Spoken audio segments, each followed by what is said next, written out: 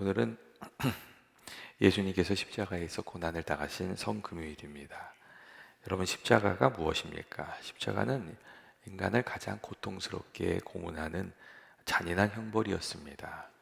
헤로도투스에 의하면 십자가형은 페르시아인들이 원수를 가장 고통스럽게 죽이기 위해서 개발한 것이라고 그렇게 말해주고 있습니다. 그런데 예수님께서 아무런 죄나 허물이 없이 이 십자가의 형을 당하셨고, 인간이 경험할 수 있는 가장 그 아픈 경험을 하셨던, 그 고통을 받으셨던 겁니다. 십자가의 길을 걸어가신 예수님께서 단순히 육체적으로만 고통을 당하신 것이 아닙니다. 사람들로부터 쏟아지는 모욕, 제자들에게 당한 배신, 아무런 죄 없이 죄인을 취급을 당하는 억울함, 원수들의 조롱, 우리가 살면서 한 가지만 겪어도 참을 수 없는 고통을 예수님께서 다 겪으셨습니다. 그리고 중요한 것은 그 고통을 통해서 우리의 모든 죄를 감당하여 주시고 우리의 죄를 씻기기 위한 희생 제물이 되어 주셨다는 겁니다. 예수님께서는 이 십자가를 통해서 주님의 고통이 우리들에게 베풀어 주신 사랑이라고 말씀하시고, 또한 우리가 주님과 함께 죽으면 죽음과 함께 살게 될 것이라는 귀한 믿음의 비밀과 신앙의 길을 우리들에게 가르쳐 주셨습니다. 우리 삶에 찾아오는 고난을 반가워하는 사람은 아무도 없습니다. 하지만 고난은 인간이 피할 수 없는 현실이기도 합니다. 고난이 무엇이냐 물으면 사실 적절한 대답을 하기가 어려울 때가 많습니다. 고난당하는 분들의 이야기를 들어보면 어떤 분은 육체적인 아픔을 말씀하시고, 어떤 분은 육체보다 이 마음이 더 아프다고 말씀하십니다.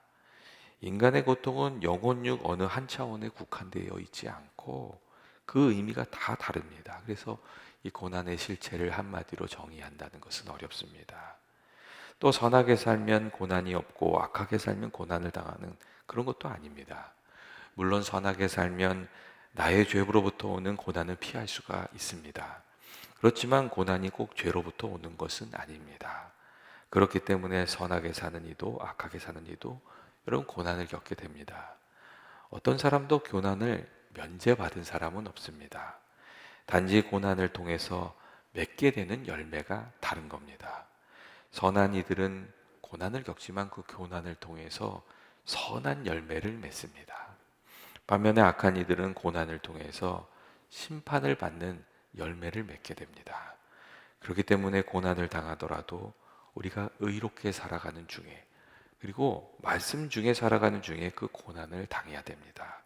그래야 하나님의 도우심도 받을 수 있고 우리가 고난을 통해서 또 선한 열매도 맺으면서 살게 되기 때문에 그렇습니다.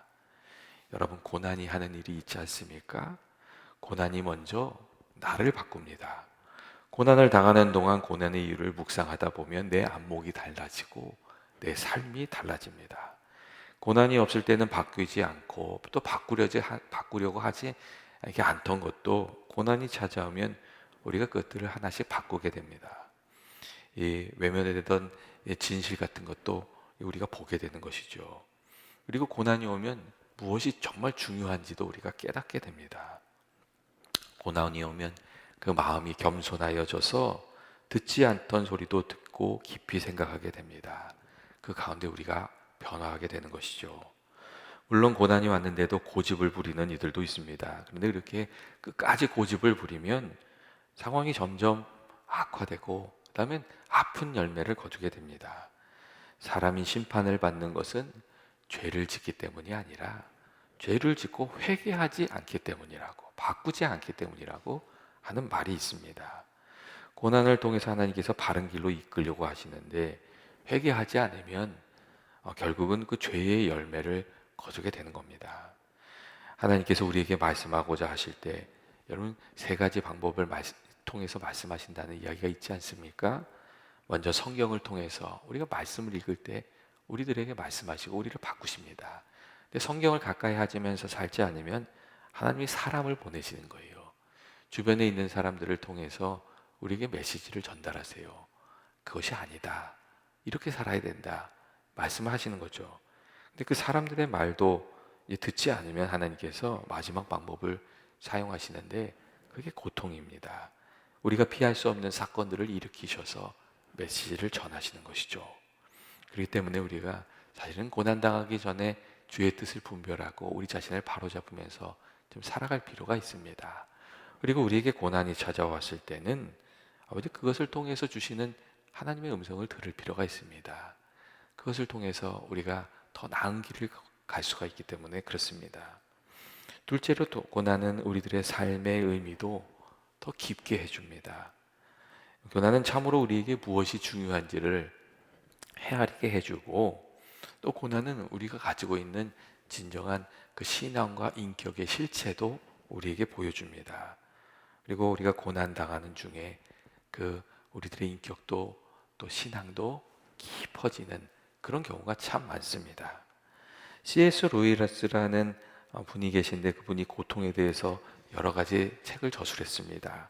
그 중에 이제 고통의 문제라는 유명한 책이 있어요. 근데 그 책에서는 고난에 대한 여러 가지 이론적이고 학문적인 이야기를 많이 했어요. 그러니까 고통에 대해서 아카데믹하게 접근한 거죠. 그런데 10년 후에 조이 그레삼이라는 여인과 결혼을 하게 되었는데, 문제는 그 여인이 오랜 이렇게 아픈 그 병원 생활을 하다가 이제 마지막을 맞게 되었다는 거였어요. 이 C.S. 루이스는 아내와의 아픔과 이 사별 과정에서 아주 마음고생을 많이 했어요. 그리고 그 아픔의 모든 과정을 수첩에 일일이 다 적었습니다. 때때로 사람들 중에 이렇게 어려운 일이 생기면 책에 이렇게 글을 쓰면서 이렇게 고통을 이겨내는 사람들이 있었는데 C.S. 루이스도 그랬던 것 같아요. 그래서 나중에 고난의 깨달음이라는 그런 책을 출판하게 됐어요. 이 책은 예전에 썼던 그런 아카데믹한 책이 아니라 자신의 그 체험적인 이야기였어요. 그는 아내를 잃고 비로소 자신이 가지고 있던 피상적인 신앙을 무너뜨릴 수 있었다고 그 책에서 이야기를 합니다. 그리고 이런 얘기를 하기도 해요. 아내와 함께 한 시간이 귀하고 행복했지만 다시 그 시간으로 돌아가지 않겠다고. 왜냐하면 그 시간으로 돌아간다는 것은 이기심으로 가득한 피상적인 신앙으로 돌아가는 것이기 때문이라고 그런 이야기를 했습니다. 고난을 통해서 나를 넘어서서 다른 사람을 생각하고 다른 사람의 아픔을 공감할 수 있는 사람이 되었던 것이죠. 이 고난은 그의 삶을 바꾸고 그 삶의 신앙적 의미도 삶의 의미도 더해주고 있었습니다. 여러분, 자동차 사고로 중환상을 입었던 이지선 양도 그런 고백을 하지 않았습니까? 아름다운 얼굴이 다 화상으로 망가졌어요. 그런데 고난 중에 하나님의 사랑을 또 은혜를 깊이 경험했기 때문에 예전에 자기 자신으로 돌아가고 싶지 않다고 그런 이야기를 했습니다. 고난은 아픈 것이지만 우리가 고난을 잘 감당하다 보면 그 가운데서 우리들의 삶도 신앙도 깊어지는 것이죠. 그래서 오늘 성경의 말씀은 그런 얘기를 하고 있어요. 너희가 이제 여러 가지 시험으로 말미암아 잠깐 근심하게 되지 않을 수 없으나 오히려 크게 기뻐한다고 그런 얘기를 하고 있어요. 고난은 아픈 것이지만 그것을 통해서 더 귀한 보석 같은 것을 발견할 수 있게 되기 때문에 그렇습니다. 그래서 우리가 고난을 겪을 때 고난을 통해서 우리의 심령이 우리의 신앙이 망가지는 것이 아니라 아버지 그것을 잘 감당하게 되어서 깊어지도록 해야 됩니다. 고난을 통해서 주님을 더 붙들고 나아감으로 신앙이 깊어질 수 있도록 하는 저와 여러분이 되시기를 원합니다. 그리고 셋째로 고난은 하나님의 뜻을 이루기 위해서 우리가 때때로 치러야 할 대가가 되기도 합니다. 이 변화를 위해서 고통이 수반되는 경우가 있고 또 잘못된 것을 바로잡기 위해서 치러야 될 값이 있는 경우도 있습니다. 그리고 또 하나님의 뜻을 이루기 위해서 치러야 되는 값이 있는 경우도 있죠. 여러분, 험한 세상에서 믿음을 지키고 살아가기 위해서 우리가 값을 치러야 되는 때도 있어요. 로마의 카타콤베가 유명하잖아요. 그게 로마의 공동묘지였어요. 근데 박해가 찾아오니까 사람들이 그 굴을 뚫고 들어가서 거기서 살았던 거예요. 신앙을 지키기 위해서 그들이 대가를 치렀던 거죠. 또 이 터키의 갑바도기아에 가면 더 깊은 지하 동굴이 있어요. 그 지하로 20층까지 굴을 파고 내려가면서 그들이 거기서 살았어요. 신앙을 지키기 위해서 그들이 선택했던 거예요. 그 믿음을 지키기 위한 대가들이 있는 것이죠. 여러분, 오늘날에도 우리가 신앙을 지키기 위해서 때때로 이게 대가를 치르는 경우가 있지 않습니까? 믿는 이들답게 살기 위해서, 그리고 하나님과 교회의 손해가 되지 않기 위해서 그렇게 어려움을 겪는 경우가 있습니다. 이 사람들이 교회 다닌다면 무시하다가 어려운 일이 생기고 뭐 부탁할 때쯤 되면 그렇게 얘기하잖아요. 예수 믿는 사람이 좀 잘해, 그 좀 장보 좀 해, 좀 참아봐, 이런 얘기 하는 사람들 꽤 있습니다. 예수님 때문에 우리가 참으면서 살아가는 거죠. 그리고 또한 우리가 복음을 전하기 위해서, 믿지 않는 이들을 위해서, 구원하기 위해서 감당해야 될 고난도 있는 줄로 그렇게 생각합니다. 또 신앙이 어린 사람을 이렇게 세우기 위해서 감당해야 되는 그런 이렇게 짐들도 있습니다. 믿지 않는 가정에 시집 와서 고난 당하면서 그 가정을 구원시키는 그런 이들도 있지 않습니까? 오랜 동안 이렇게 가까운 이들의 구원을 위해서 기도의 짐을 담당하는 그런 분들도 있습니다. 그리고 교회가 잘 되기를 바라는 마음으로 매일같이 섬겨주시는 그런 분들도 있습니다. 여러분, 예수님께서도 그렇게 사셨잖아요. 예수님이 십자가가 없었다면 우리가 어떻게 하나님께 나아갈 수가 있겠어요? 주님이 우리를 위해서 징계를 받음으로 우리가 평화를 누리고, 예수님께서 채찍에 맞음으로 우리가 치유함을 받았다고, 우리가 나음을 받았다고, 이렇게 이사야 선지자가 우리에게 이야기해 주고 있습니다. 그리고 여러분, 십자가의 귀한 사랑을 받은 우리들은 또 그런 사랑으로 살아가야 하는 것이죠. 여러분, 누군가를 위해서 좀 어려운 일을 당했을 때 너무 억울하게 생각하지 마십시오. 오히려 그 일을 놓고 기도함으로 그것이 주님을 따르는 일, 그리고 주님이 짊어져셔야 할 십자가의 짐을 나누어지는 일, 그리고 내게 주신 자기 십자가를 지고 주님을 따르는 그러한 일이 되게끔 하시기를 주의 이름으로 축원드립니다. 오늘은 주님이 우리를 위해서 고난을 당하신 성금요일입니다. 오늘은 조금 십자가를 생각하면 좋겠어요.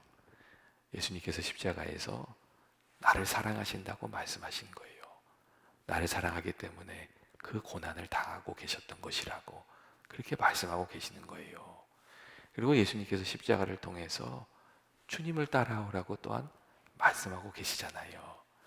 오늘 하루 이게 주님 생각하면서 감사하고, 그리고 내가 주신 십자가가 무엇인지 생각하면서 그 십자가를 잘 감당하게 되기를 원합니다. 그 사람이 어떤 사람이든 어떤 일이든 오늘은 좀 감사함으로, 또 주님을 따르는 마음으로 감당하게 되시기를 주의 이름으로 축원드립니다.